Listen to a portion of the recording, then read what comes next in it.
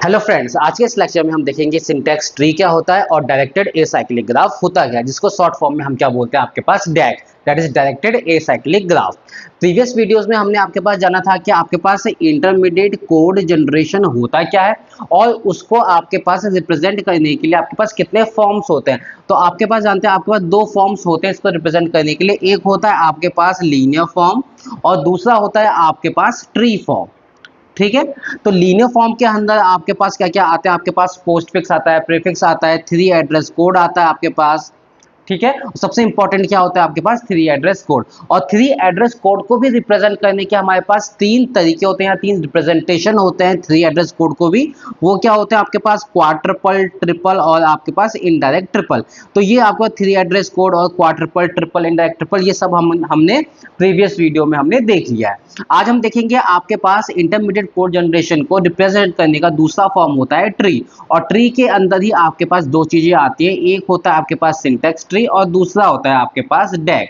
तो आज हम देखेंगे आपके पास अगर कोई भी एक्सप्रेशन हो, कोई भी कोड हो, तो उसको हम सिंटैक्स ट्री के हेल्प से आपके पास कैसे रिप्रेजेंट कर सकते हैं और सेम को आपके पास डैग से कैसे आपके पास रिप्रेजेंट कर सकते हैं। तो आइए सबसे पहले देख लेते हैं आपके पास सिंटैक्स ट्री की कोई भी एक्सप्रेशन हो तो उसको सिंटैक्स ट्री के फॉर्मेट में कैसे लिखेंगे। ठीक है, तो लेट सपोज कोई एग्जांपल ले लेते हैं। Let suppose x equals to a plus B multiply by C divide a minus B multiply by C. Let suppose ये मेरा आपके पास एक एक्सप्रेशन है आपके पास, और अब इसको रिप्रेजेंट करना है किसके फॉर्मेट में, सिंटैक्स ट्री के फॉर्मेट में। ठीक है, तो क्या करेंगे आपके पास, ध्यान दीजिए, सबसे पहले तो काम है आपका, ध्यान दीजिए, सिंटैक्स ट्री है। तो ट्री का मतलब आपके पास जो भी आपके पास ग्राफिकल रिप्रेजेंटेशन आपके पास बनेगा उसमें कहीं भी लूप नहीं होगा, कोई सर्किट नहीं होगा आपके पास। ठीक है, कुछ भी क्लोज्ड स्ट्रक्चर नहीं होगा। ठीक है, तो इसको कैसे रिप्रेजेंट करेंगे, देखिए सबसे पहले क्या होगा आपके पास, ये सॉल्व होंगे। सॉल्व कैसे होगा, सबसे पहले आपके पास ये जो ब्रैकेट में है ये सॉल्व होगा और फिर आपके पास वो आपस में डिवाइड होगा और जो वैल्यू है वो आपके पास x में जाएगी आपके पास। तो देखिए क्या होगा, सबसे पहले अगर ये सॉल्व करेंगे तो क्या होगा, b मल्टीप्लाई बाय c, जो वैल्यू आएगी वो a में आपके पास ऐड हो जाएगा। तो उसको हम लिखेंगे कैसे आपके पास, ध्यान दीजिए क्या करेंगे, b फिर आपके पास मल्टीप्लाई एंड देन c। ठीक है, आपके पास b मल्टीप्लाई बाय c। ठीक है, अब ट्री फॉर्मेट में हम अब सबसे नीचे ही क्यों लिखा है आपके पास, क्योंकि ट्री में क्या होता है, सबसे पहले जो इवैल्यूएशन होता है वो आपके पास नीचे से होते हुए आपके पास जाता है। ठीक है, तो सबसे पहले जो आपके पास सबसे पहले सॉल्व होना है वो कहां आएगा, सबसे आपके पास नीचे आएगा। ठीक है, तो सबसे पहले b मल्टीप्लाई बाय c हो गया। अब b मल्टीप्लाई बाय c हो गया, अब ये किसके साथ ऐड होगा, a के साथ। तो क्या होगा आपके पास, ये होगा ऐड a के साथ। तो यहाँ पे क्या वैल्यू क्या है, एक्चुअली वैल्यू क्या है यहाँ पे, b मल्टीप्लाई बाय c, वो किसके साथ ऐड हो गया आपके पास, a के साथ। तो ये वाला पूरा का पूरा एक्सप्रेशन सॉल्व हो गया। ठीक है, अब आपके पास क्या है, a minus B multiply by C. ठीक है, तो आपके पास इसमें भी सबसे पहले क्या सॉल्व होगा, b मल्टीप्लाई बाय सी। तो यहाँ पे भी आपने ले लिया b और मल्टीप्लाई c। अब b multiply by c minus किससे हो रहा है, a से। तो यहाँ पे भी क्या हो जाएगा, माइनस, और यहाँ पे आपके पास a। ठीक है, तो क्या हो गया आपके पास, a minus B multiply by C. ठीक है, अब जो भी यहाँ पे ये वैल्यू है डिवीजन होगा आपके पास इससे। तो यहाँ पे आपके पास जो भी वैल्यू है और जो यहाँ पे वैल्यू है ये क्या होगा, आपस में आपके पास क्या होगा, डिवाइड। ठीक है, तो क्या हो गया, a plus B multiply by C divided by a minus B multiply by C. अब यहाँ पे जो वैल्यू है ये पूरी की पूरी वैल्यू आ गई है और ये वैल्यू आपके पास अब किस में डालना है, आपके पास x में डालना है। तो ये क्या होगा आपके पास, इक्वल्स टू x।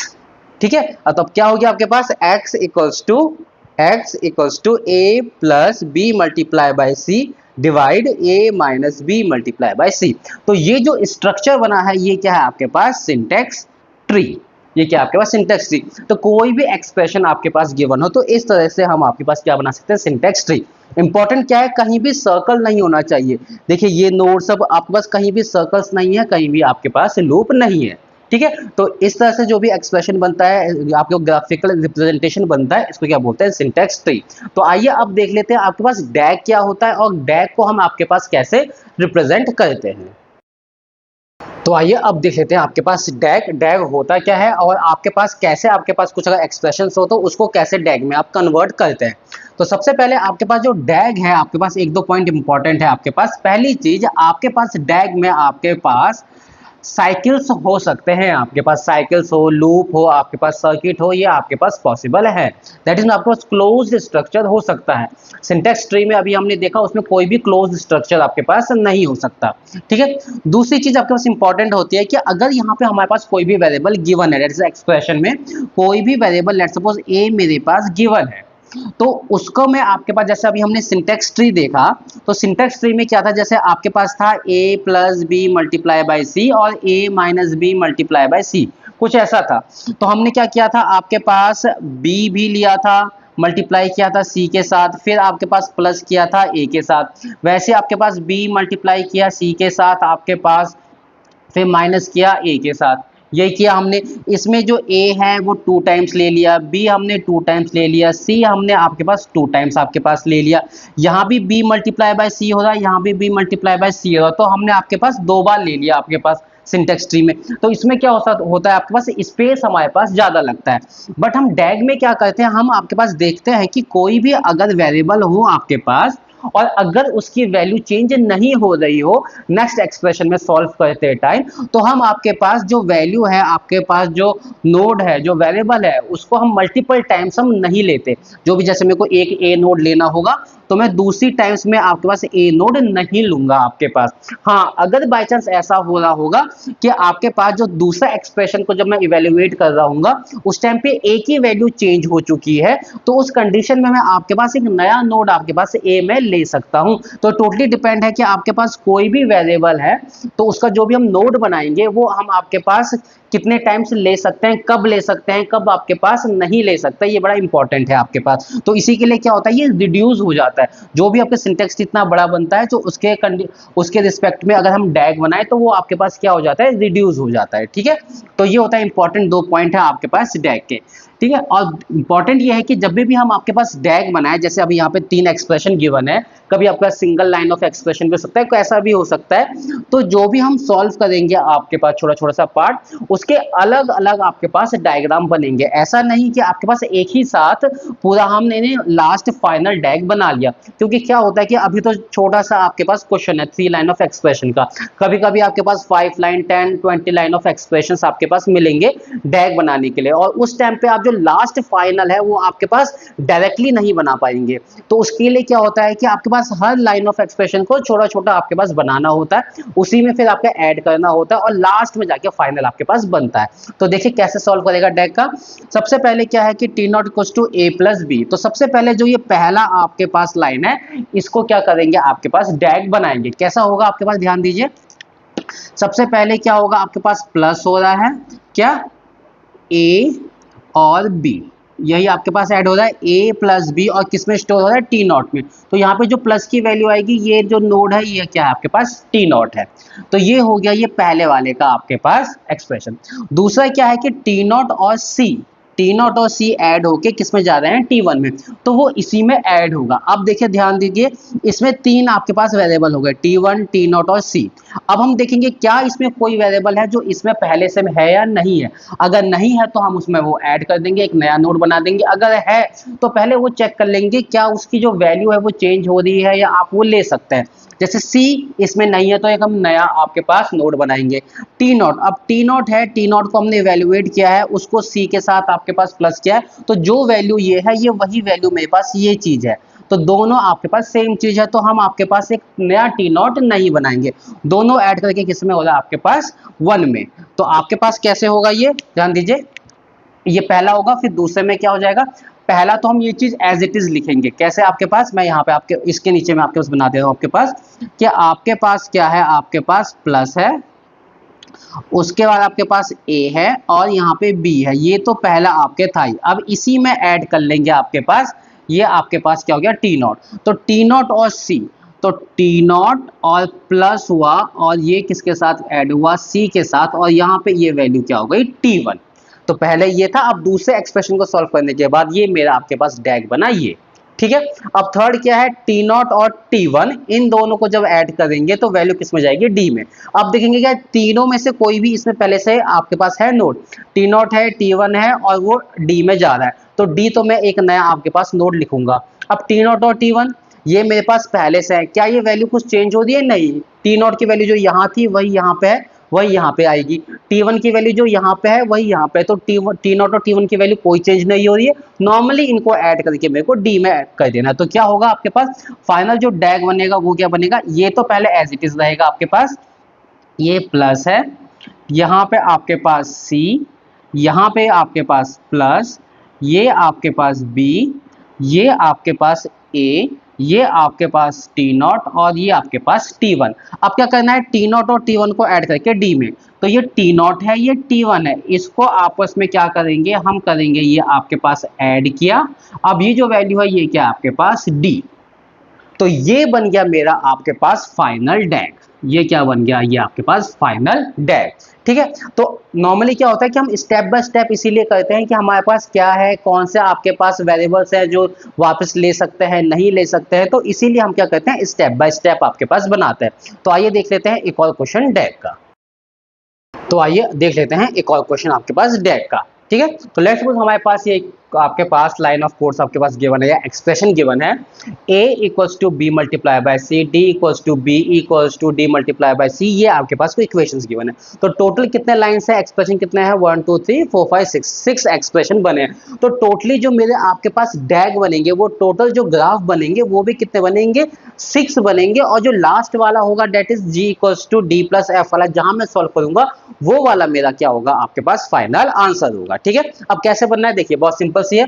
सबसे पहले क्या है, b मल्टीप्लाई बाय c, ये आपके पास a, तो आपके पास एक एक करके बनाते हैं। आपके पास सबसे पहले क्या होगा, आपके पास मल्टीप्लाई b और यहाँ पे c, ठीक है, और ये किसकी वैल्यू आ गई, a में, तो b मल्टीप्लाई बाय c जो वैल्यू आई वो आई a में, ये इसका बन गया।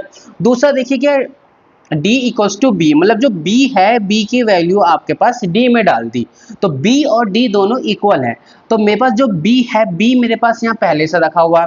अब यही आपके पास d के भी इक्वल है, तो मैं आपके पास अलग से नोड क्यों बनाऊं, आपके पास जब मेरा b और d सेम है तो मैं आपके पास यही आपके पास नोड भी मेरा d भी हो सकता है। तो जो दूसरा आपके पास बनेगा वो क्या बनेगा, आपके पास यहाँ पे आपके पास स्टार है, ये आपके पास a है, ये c है मेरा, और जो यहाँ पे है ये b और d दोनों ही सेम है, तो हम क्या करते हैं कि दोनों ही वैल्यू एक ही में लिख लेते हैं, आपका b और d, क्योंकि ये दोनों अगर आपके पास सेम है तो वो सेम ही नोड में आपके पास लिख लेते हैं। तो ये हो गया आपके पास एक्सप्रेशन नंबर 2 का। थर्ड क्या है आपके पास, d मल्टीप्लाई बाय c, ये क्या है आपके पास e, ठीक है। अब d और c को अगर मल्टीप्लाई करेंगे तो जो वैल्यू आएगी उसको क्या करेंगे a। अब ध्यान दीजिए d कहाँ है, ये है, क्योंकि ये b और d दोनों है, तो ये d है और ये c है, इन दोनों को अगर मल्टीप्लाई करते हैं तो वैल्यू क्या आती है, उसकी जो वैल्यू आएगी वो किस में डालेंगे, e में। हमने जो एक ग्राफ बनाया इसमें देखिए कि d और c मल्टीप्लाई किया है और उसकी वैल्यू डाली है a में, ठीक है। तो इसका मतलब कि इस कंडीशन से क्या हो गया कि आपके पास e और a दोनों ही क्या हो गए, सेम हो गए, e और a दोनों सेम हो गए, क्योंकि अगर एक्सप्रेशन भी देखेंगे तो क्या है, b मल्टीप्लाई बाय c है a, यहाँ पे d मल्टीप्लाई बाय c है e, और d b के इक्वल है, तो यहाँ पे भी क्या हो सकता है, b मल्टीप्लाई बाय c, और b मल्टीप्लाई बाय c है तो यहाँ a और e दोनों क्या हो जाएंगे, इक्वल। तो इस कंडीशन में आपके पास क्या होगा कि ये मेरा मल्टीप्लाई तो आपके पास रहेगा, यहाँ पे b और d आपके पास सेम है, यहाँ पे आपके पास c है, यहाँ पे जो a था a और e दोनों भी आपके पास सेम हो जाएंगे, तो ये नोड हो जाएगा यहाँ पे a और e का। ठीक है, ये एक ही नोड आपके पास बनेगा, अलग से बनाने की जरूरत नहीं है, क्यों, क्योंकि a और e दोनों की वैल्यू आपके पास सेम है। ठीक है, अब आते हैं b equals to e, b equals to e, तो अब ये देखिए कि आपके पास b इक्वल्स टू e है, तो अब जो e की वैल्यू है वो मैंने किस में डाल दी, आपके पास b में डाल दी। अब जब e की वैल्यू मैंने b में डाली है तो अब b क्या हो गया है, अपडेट हो गया है, जो b पहले यहाँ था अब वो अपडेट हो गया है, अब वो e के इक्वल आ गया है। तो अब पहले तो b यहाँ था, अब यहाँ है, और b की वैल्यू मैंने e में डाल दी है, तो b की वैल्यू क्या हो गई, अपडेट हो गई। तो अब क्या बनेगा आपके पास, यहाँ पे आपके पास मल्टीप्लाई है, यहाँ पे आपके पास अब खाली रह जाएगा d, और यहाँ पे रह जाएगा C, और यहाँ पे क्या आ जाएगा A, B और E। अब ये क्यों आया? क्योंकि आपके पास B की वैल्यू मैंने अपडेट कर दी, उसको बना दिया E के इक्वल। तो E मेरा पहले से कहाँ यहाँ था, तो E के इक्वल का मतलब क्या हुआ कि E के साथ ही में आपके पास B आएगा। तो अब यहाँ पे A, B और E अब तीनों इक्वल हो गए और D अलग हो गया, तो D और C आपके पास यहीं पे रह गया। अब देखिए B प्लस C उसको डालेंगे हम F में। अब जो ये B है, क्योंकि इस एक्सप्रेशन के बाद आया है आपके पास, तो ये अपडेटेड वाला B है जो यहाँ पे है, प्लस C के साथ, और यहाँ पे C है, दोनों की वैल्यू किसमें डालेंगे? F में। तो यहाँ पे क्या आ जाएगा आपके पास? ये मल्टीप्लाई है, यहाँ पे आपके पास A, B और E है, यहाँ पे आपके पास D है, और यहाँ पे आपके पास C है। अब B और C, ये B और C है, दोनों को ऐड करेंगे तो किसमें आएगा? F में। तो यहाँ पे आपके पास प्लस किया B और C को, और ये वैल्यू किस में आई आपके पास? F में। ठीक है, तो B और C को प्लस किया, ये वैल्यू आ गई F में। अब लास्ट है G equals to D plus F। तो D कहाँ है? आप ध्यान दीजिए, D ये है, F कहाँ है? F ये है, उन दोनों को ऐड किया, वैल्यू किस में आई? G में। तो नॉर्मली आपके पास क्या होगा कि ये एक्सप्रेशन तो मेरा आपके पास पहले से ही है, डेट इज आपके पास, ये मैं लिख लेता हूं आपके पास, डेट इज ये प्लस, ये है मेरा F, ठीक है, यहां पे है मेरा आपके पास C, क्योंकि ये एज इट इज होगा फर्स्ट टाइम, ठीक है। ये है आपके पास D, ये है C, ये है A, B और E, ठीक है। अब इसमें मेरे को क्या परफॉर्म करना है? G equals to D plus F। तो D मेरा कहाँ है? ये रहा। F कहाँ है आपके पास? ये रहा। दोनों को ऐड करके क्या आएगा? G। तो यहाँ पे मेरा आपके पास नया हो गया प्लस, यहाँ पे हो गया F, और यहाँ पे हो गया मेरा ये D, और ये क्या आ गई वैल्यू आपके पास? G। तो फाइनल जो मेरा आपके पास आंसर होगा वो क्या होगा? ये। तो ये जो मेरा होगा फाइनल क्या होगा आपके पास? डैग होगा। ठीक है, तो इस तरह से अगर मेरे पास कितने भी लाइन ऑफ आपके पास एक्सप्रेशंस गिवन हो आपके पास, तो इजीली आप उसका डैग बना सकते हैं। मेन है आपके पास स्टेप बाय स्टेप करना है।